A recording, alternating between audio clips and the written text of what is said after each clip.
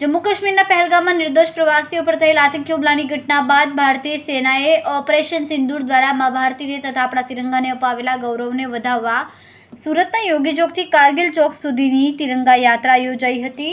ભારતીય સેનાના સન્માન માટે આયોજિત તિરંગા યાત્રાને કામરેજના ધારાસભ્ય અને શિક્ષણ મંત્રી પ્રફુલભાઈ પાનસરિયાએ ફ્લેગ ઓફ આપીને પ્રસ્થાન કરાવ્યું હતું।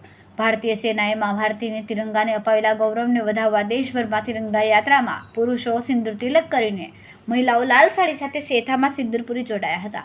મોટી સંખ્યામાં લોકોએ યાત્રામાં જોડાઈને ભારત માતા કી જય અને વંદે માતરમના જયઘોષ સાથે ભારતીય સૈનિકોના અભૂતપૂર્વ પરાક્રમને બિરદાવ્યો હતો। શાળાના બાળકો ભારત માતા વીર સૈનિકોના વસ્ત્રો ધારણ કરીને જોડાયા હતા।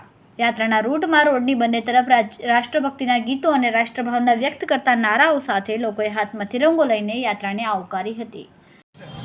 ભારત માતાના રક્ષણ માટે બોર્ડર ઉપર આપણા વીર જવાનો રાત દિવસ ભારત માતાની રક્ષણ કરી રહ્યા છે। અમારી માતાઓના સિંદૂર સાથે છેડા કરનાર, એ આતંકવાદી પ્રવૃત્તિ કરનાર રાક્ષસી કૃત્ય, એ રાક્ષસોને ભોની અંદર ધરબી દેવા બે મહિલા શક્તિઓએ ઓપરેશન પાર પાડ્યું અને સિંદૂરની તાકાત શું છે એ દુનિયાને બતાવ્યું છે।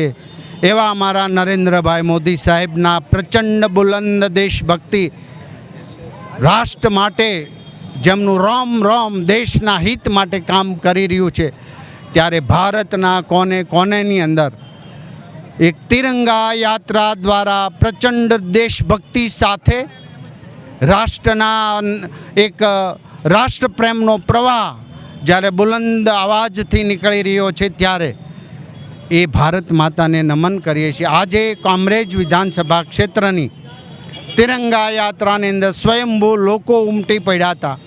દેશ પ્રેમનું પોતાનું કર્તવ્ય અદા કરી નરેન્દ્રભાઈ મોદી સાહેબના એ પ્રચંડ બુલંદ અવાજને બુલંદ કરવા માટે હજારો લોકો આ યાત્રાની અંદર જોઈન્ટ થયા હતા।